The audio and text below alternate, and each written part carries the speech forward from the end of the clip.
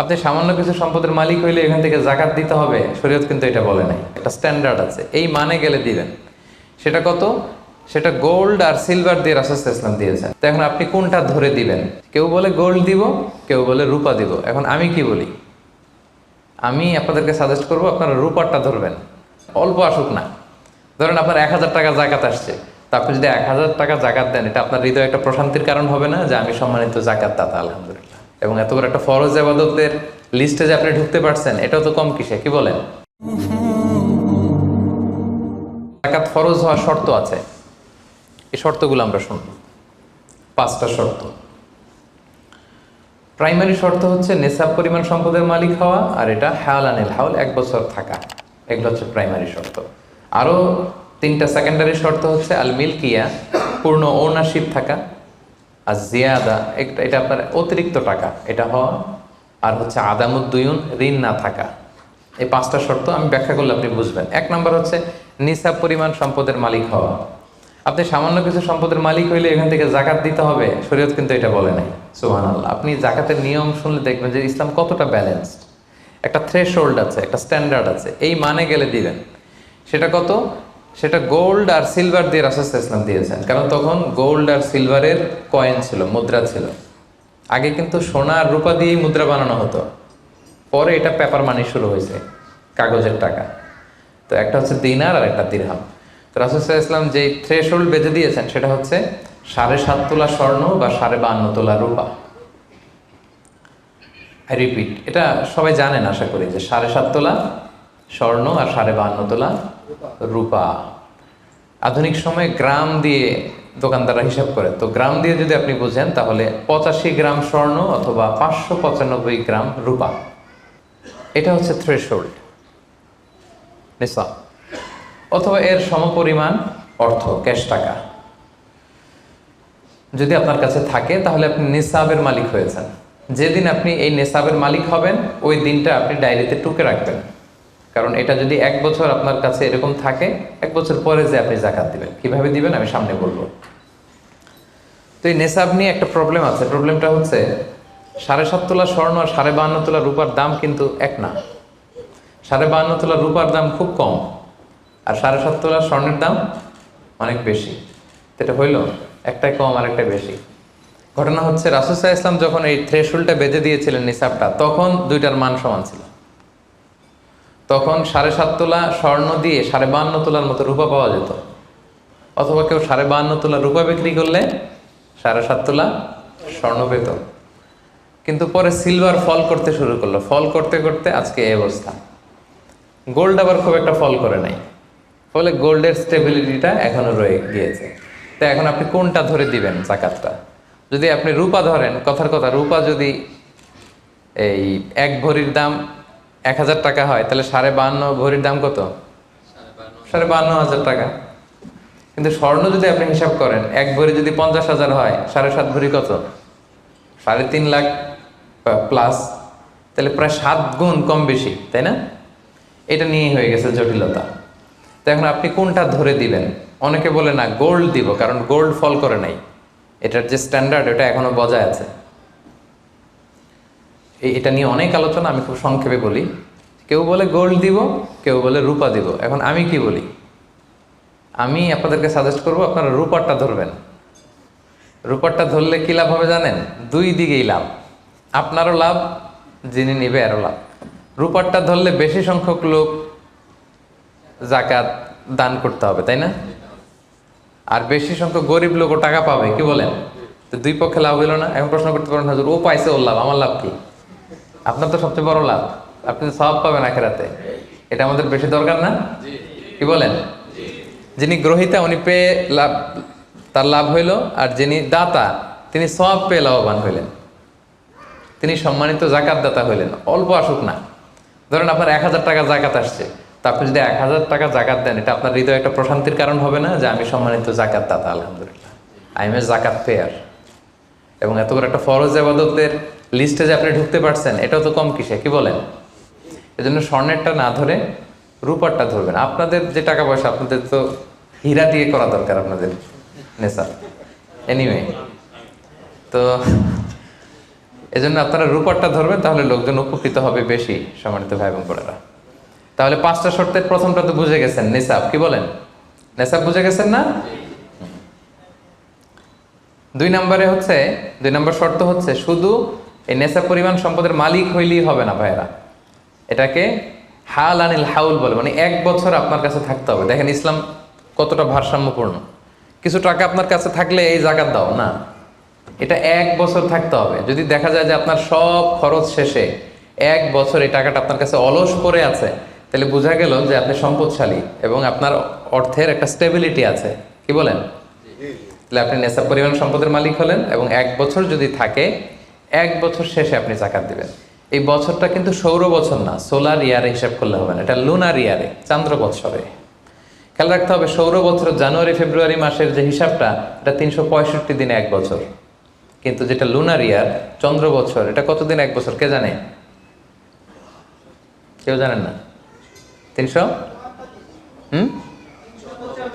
হ্যাঁ 354 দিন, রাইট। 354 দিন, সামান্য কিছু সময়। তো 11 দিনের কিন্তু এখানে ডিফারেন্স আছে, 11 দিনের ডিফারেন্স আছে।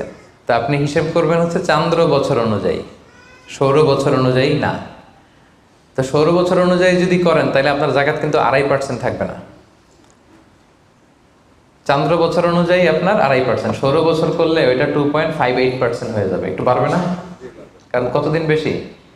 11 দিন বেশি, পার্সেন্টেজও বেড়ে যাবে। তখন কিন্তু জাকাত আপনার 2.5% থাকবে না, 2.58%। বলার আগেই বুঝে যায়, কারণ সব ব্যবসায়ী সারাদিন ক্যালকুলেটর নিয়ে কোত্থেকে শিপমেন্ট হইলো, কত মিলিয়ন গেল, কত মিলিয়ন ঢুকলো, সব মুখস্থ, যেন বলার আগে বুঝে ফেলতেছে চটচট করে, মাশাআল্লাহ। তো তখন আর 2.5% হচ্ছে না, 2.58% হচ্ছে।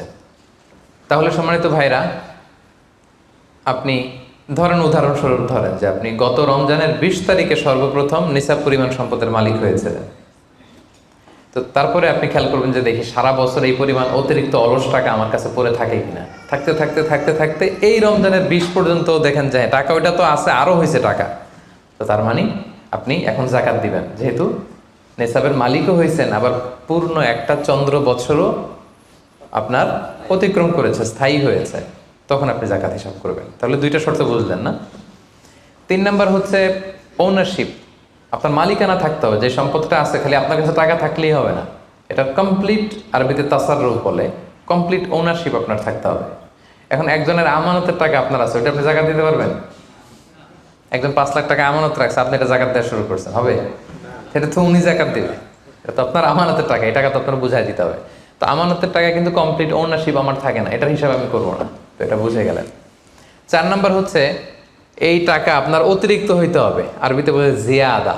দেখেন ইসলাম কত সুন্দর। ইসলাম বলে আপনার নিজের পার্সোনাল এক্সপেন্সিস, আপনার লিভিং কস্ট, আপনার সব ধরনের অ্যাকোমোডেশন, আপনার ট্রান্সপোর্টেশন এক্সপেন্সিস, আপনার মেডিকেল এক্সপেন্সিস, আপনার বাচ্চার স্কুলিং, আপনার ইয়ারলি ট্রিপ যদি থাকে, এন্টারটেনমেন্ট, ধরেন বছরে আপনি একবার ফ্যামিলি আউটিং করেন, এই খরচটা, যত খরচ আপনার হতে পারে, এই সব খরচ শেষেও কিছু টাকা আপনার থেকে যায়, ইসলাম বলে ওইটার উপরে জাকাত দিবে। সুবহানাল্লাহ। জিয়াদা, অতিরিক্ত হওয়া শর্ত।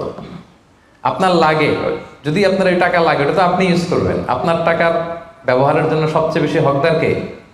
আপনি নিজে।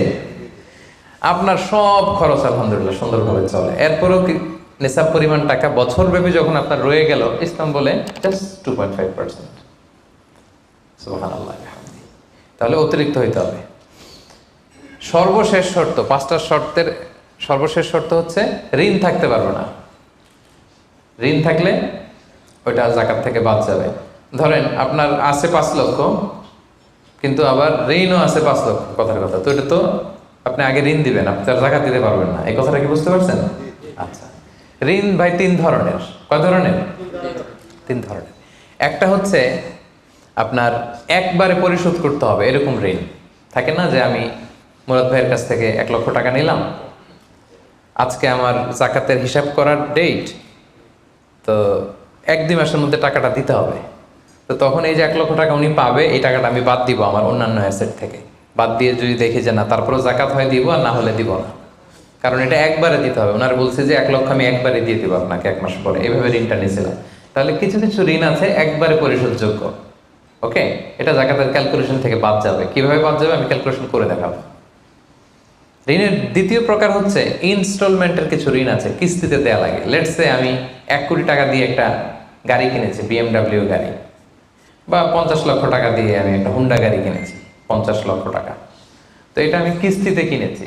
কিস্তির ঋণ যদি হয় তাহলে আপনি কিন্তু পুরোটা বাদ দিতে পারবেন না, তখন সর্বোচ্চ 12 মাসের কিস্তি বাদ দিতে পারবেন, 12 মান্থসের, তাও এই চন্দ্র মাসের হিসাবে।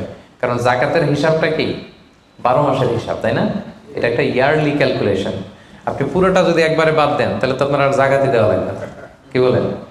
বাংলাদেশে অনেক বড় বড় সিআইপি ব্যবসায়ী আছে, ওনারা হাজার হাজার কোটি টাকা ব্যাংক থেকে ব্যবসায়ের কারণে ঋণ নেন এবং ওনাদের ঋণ খেলাপি হয়। তো ওনারা যদি বলে হুজুর আমার তো ঋণ আছে, তো উনি আর জাকাত দিবে কি? ওনারাই তো আমার জাকাত দেওয়া লাগবে এখন।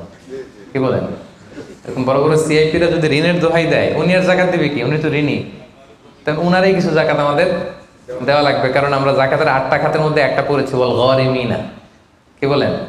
ঋণগ্রস্ত ব্যক্তিকে জাকাতের টাকা দিয়ে হেল্প করা যায়। তো উনি আর দিবে কি? উনারে দিই আমরা। ওই ঋণ বাদ দেওয়া যাবে না। ইনস্টলমেন্টের ঋণ হইলে 12 মাসের, আর ওইরকম ঋণ খেলাপি 1000 কোটি টাকা, এগুলো বাদ দেওয়া যাবে না। 3 নাম্বার ঋণ হচ্ছে লাক্সারি পণ্য কিনতে যে ঋণ হয়, এই ঋণ জাকাত থেকে বাদ দেওয়া যাবে না। বিলাসিতামূলক কিছু যদি আপনি কিনেন, আপনি একটা লাম্বরগিনি কিনলেন 10 কোটি টাকা দিয়ে, এটা আপনি জাকাত থেকে বাদ দিতে পারবেন? পারবেন না। তাহলে লাক্সারি আইটেমের যে ঋণ, এটা বাদ দেওয়া যায় না। তাহলে ঋণের ব্যাপারটা পুরোপুরি বুঝে গেছেন না?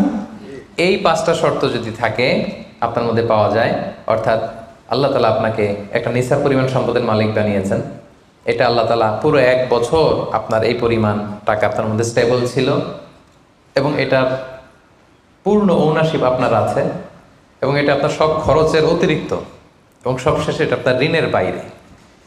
ওই সম্পদ থেকে আল্লাহ তালা আপনাকে জাকাত দিতে বলেছেন। তাহলে জাকাতের শর্ত সবার clear? Be a part of our vision. Do listen and share the khair.